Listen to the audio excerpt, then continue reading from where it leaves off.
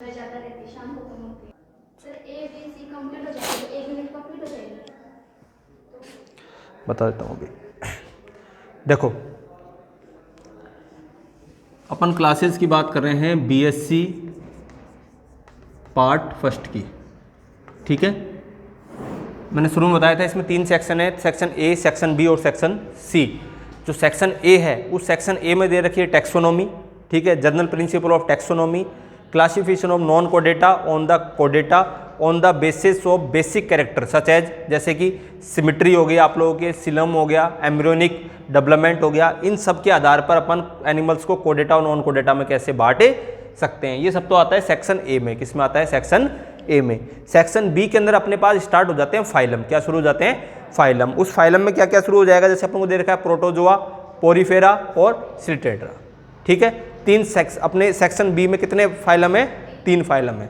तो सबसे आज अपन बात करेंगे सेक्शन बी की। सेक्शन बी के अंदर जो पहला फाइलम दे रखा है वो दे रखा है प्रोटोजोआ। अब आपको करना है क्या वो समझिएगा।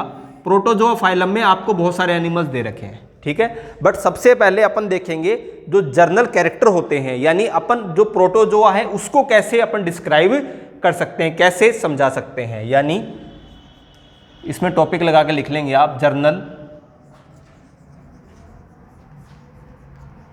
Characters of protozoa. प्रोटोजोआ के जर्नल कैरेक्टर कौन कौन से होते हैं, ठीक है। अब देखो प्रोटोजोआ का जर्नल कैरेक्टर का मतलब, प्रोटोजोआ जो एनिमल होते हैं, ये मैंने आप लोगों को पहले भी बताया था जब मैंने 5 किंगडम थ्योरी बताई थी। उस कंडीशन में मैंने आपको बताया था ये क्या होते हैं? यूनिसेलुलर होते हैं, यानी एक कोशिकीय होते हैं। जो कुछ होगा वो सब क्या होगा? एक ही कोशिका के अंदर होगा, ठीक है। अब देखो इसके अंदर आप हमेशा एक एग्जाम्पल याद रखना, आसानी से आपको ये याद हो जाएगा। अमीबा। क्या याद रखना? अमीबा। अमीबा, ये अमीबा है, ठीक है। इस अमीबा की कोई भी स्पेसिफिक शेप और साइज नहीं होती, ठीक है। यानी ये किसी भी प्रकार से अपने आकार को परिवर्तित कर सकता है। कोशिका के नाम पर इसके पास सिर्फ एक ही कोशिका होती है, इसलिए इसको किस में रखा जाता है? प्रोटोजोआ में रखा जाता है। यहां तक बात समझ में आती है? नंबर 1 लगा के लिखना, journal characters of protozoa. Number 1, यह एसिमेट्रिकल होते हैं या इनमें सममिति नहीं पाई जाती है। इनमें सममिति नहीं पाई जाती है, एसिमेट्रिकल होते हैं। अब देखना एसिमेट्रिकल का मतलब क्या होता है। सबसे पहली टर्म तो आई सिमिट्री। क्या आई? सिमिट्री। सिमिट्री किसे कहते हैं?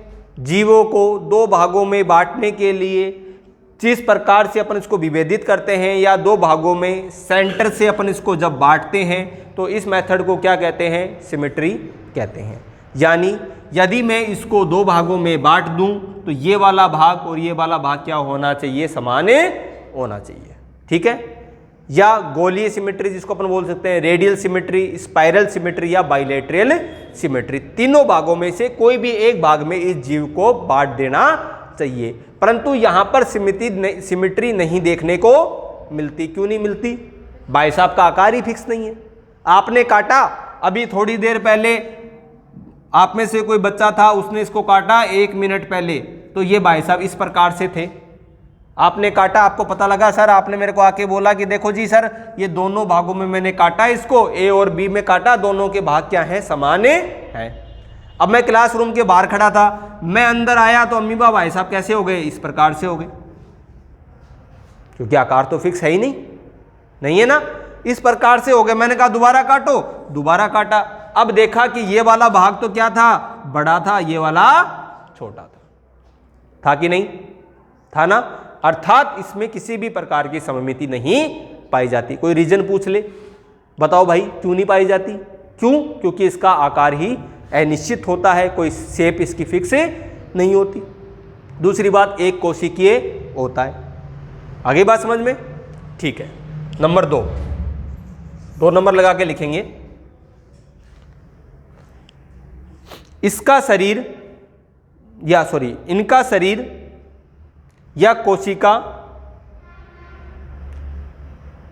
का आकार नियमित नहीं होता है, अर्थात यह कई प्रकार की शेप एवं साइज में उपस्थित हो सकते हैं। इसी में लिखना यह अंडाकार, बेलनाकार एवं गोलाकार हो सकते हैं।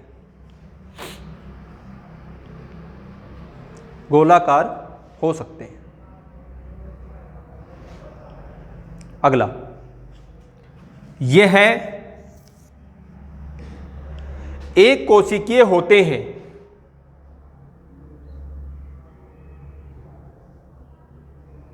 इनके शरीर में कोई टिश्यू या ऑर्गन उपस्थित नहीं होते हैं।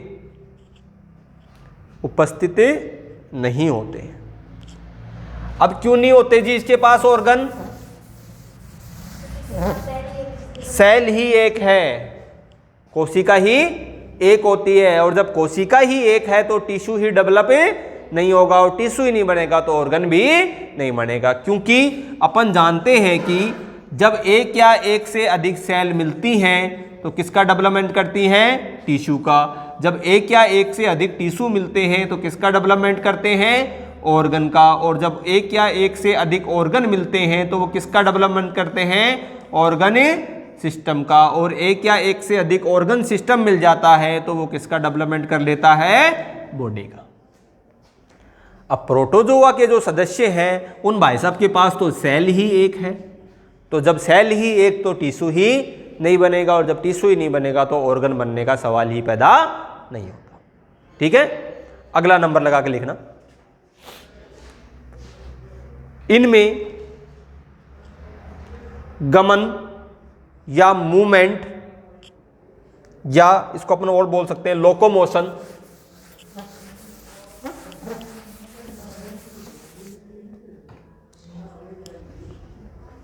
इनमें लोकोमोशन, फ्लैजिला,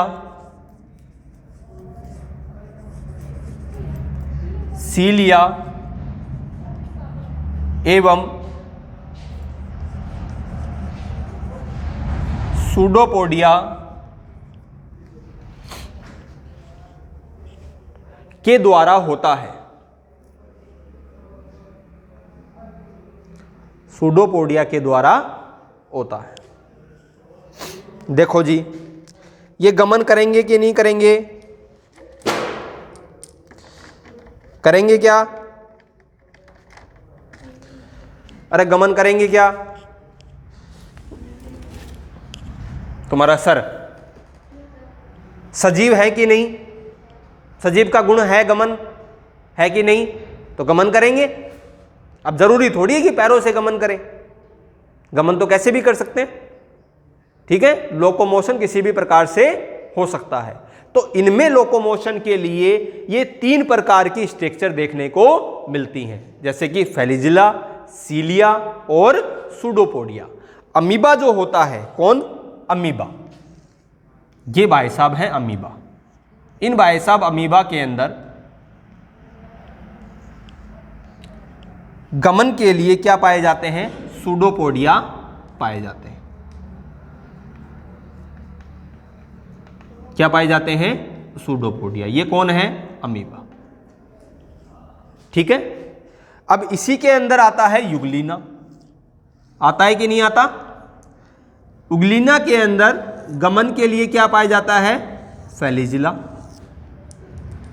थोड़ा सा ध्यान से पढ़ लेना, रटा दूंगा इस चीजों को मैं। ये कौन भाई साहब है? यूग्लिना। ठीक है, और इन्हीं के भाई बंधु जो कि प्रोटोजोआ में आते हैं, पैरामीशियम। कौन है? पैरामीशियम। पैरामीशियम भाई साहब के पास क्या पाए जाते हैं? सीलिया। क्या पाए जाते हैं? सीलिया।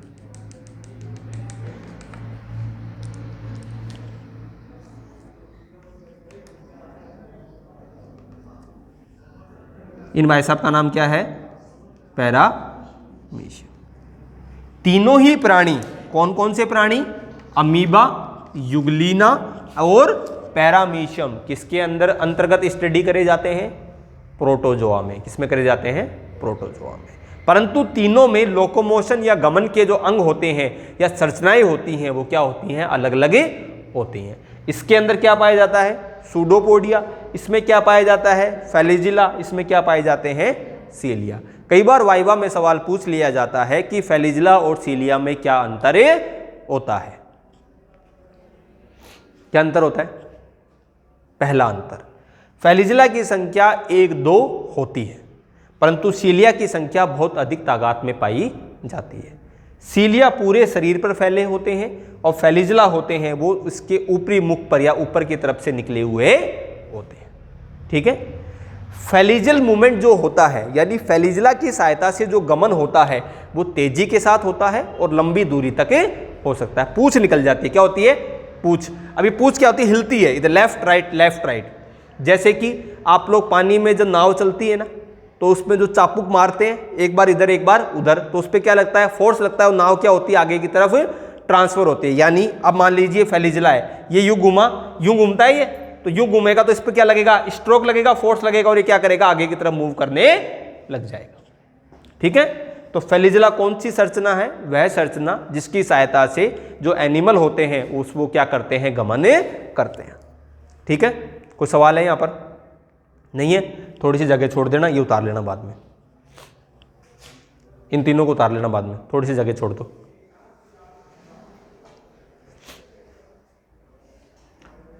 अगला नंबर लगा के लिखना।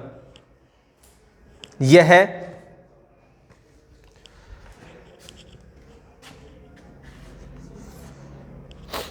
लिखना इसमें, यह है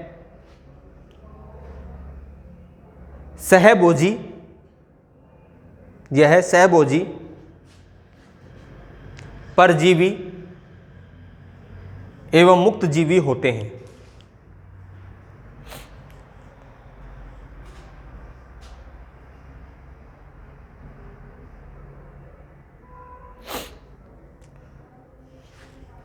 अगला नंबर,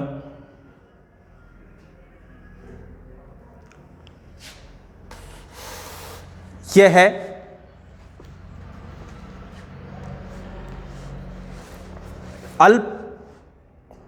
अल्प परासारी होते हैं। इनका मतलब इनमें जल अंदर बाहर हो सकता है। अल्प परासारी होते हैं।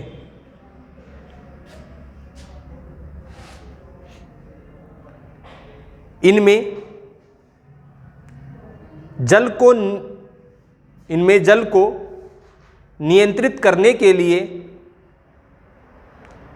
कॉन्सर्टाइल वैक्यूल्स या संकुचन धानियां CONTRACTILE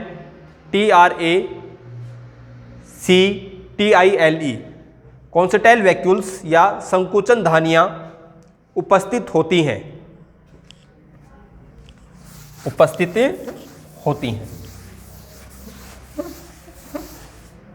अब बात को समझिएगा, क्या चक्कर है ये।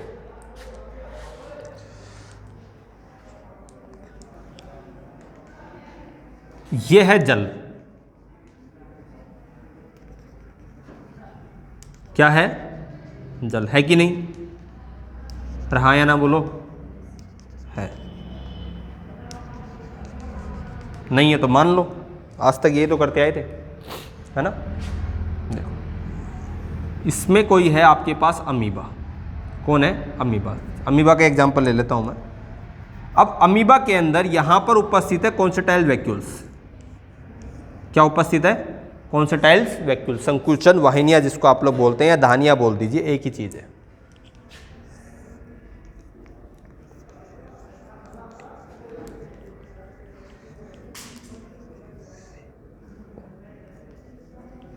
ठीक है, क्या है? Constituent vacuoles. अब देखो ये जो जल का अणु है, ठीक है, अब किस में रह रहा है? ये जल में रह रहा है। ये अल्परासारी है, ठीक है, यानी अल्परासारी का मतलब क्या हो गया? इसमें से जल आदान प्रदान हो सकता है। अब बात को समझना, ये जल का अणु कहां आएगा? इसके शरीर में आएगा। अपने शरीर में भी जल आता है, नहाते हैं जब अपनी स्किन जो होती है जल को क्या कर लेती है? एब्जॉर्ब कर लेती है, अवशोषित कर लेती है। इसी प्रकार से ये जल के मॉलिक्यूल्स कहाँ जाएंगे? इसके शरीर में आ जाएंगे। आए कि नहीं? आगे ये क्या है? H2O। H2O मॉलिक्यूल्स कहाँ चला गया? इसके शरीर में चला गया, चला गया। अब देखो जैसे जैसे जो ये वाटर मॉलिक्यूल्स हैं ये इसके शरीर में प्रवेश करने लग जाएगा, इसके शरीर के अंदर जल का आयतन क्या होगा? बढ़ जाएगा, वॉल्यूम बढ़ जाएगा।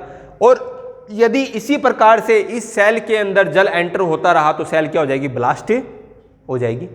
होएगी कि नहीं होएगी? पूरी बाल्टी भरने के बाद जल बाहर फैलेगा कि नहीं फैलेगा? फैलेगा।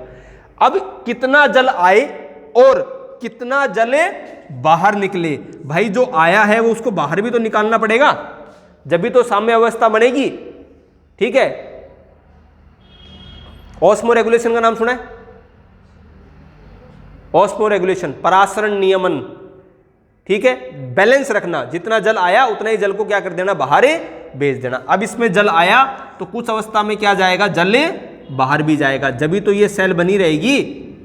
रहेगी कि नहीं रहेगी?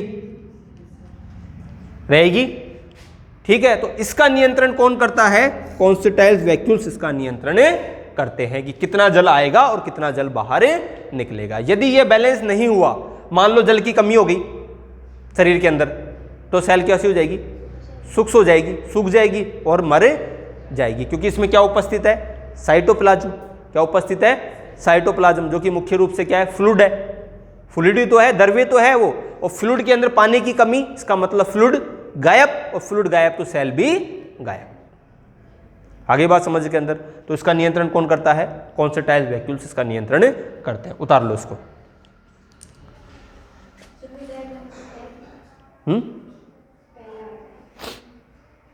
वो तो तुम खुद बनाओगे, उसको देख के यूग्लिना पैरामीशियम सब चीजें थोड़ी बताऊंगा। वाह, हाँ,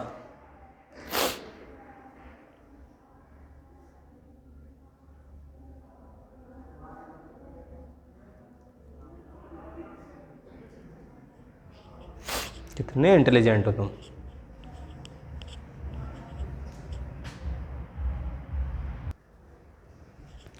चलिए, तो यहां तक कैरेक्टर हो गए, ठीक है। अगला कैरेक्टर प्रोटोजोआ का लिखेंगे इसके अंदर अपन। इनके शरीर पर सेल मेम्ब्रेन या इनके शरीर पर सेल मेम्ब्रेन या पेलिकल का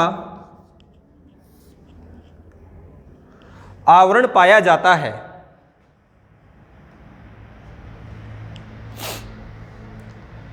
प्रोटोजोआ के कुछ सदस्यों पर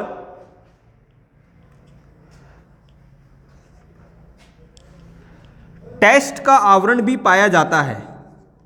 TEST, टेस्ट, इसको बोलते हैं चोल।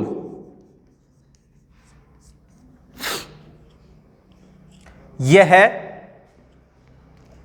सेल मेम्ब्रेन एवं पेलिकल से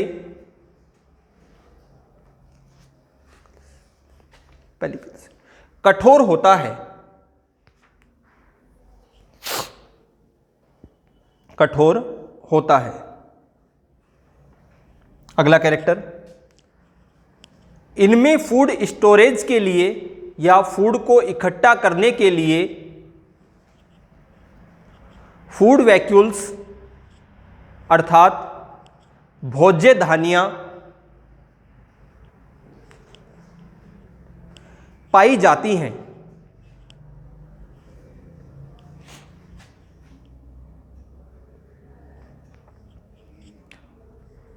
अगला कैरेक्टर, इनमें रिप्रोडक्शन वेजिटेटिव यानी कायिक, कोमा एसेक्सुअल एवं कुछ प्रजातियों में सेक्सुअल भी पाया जाता है।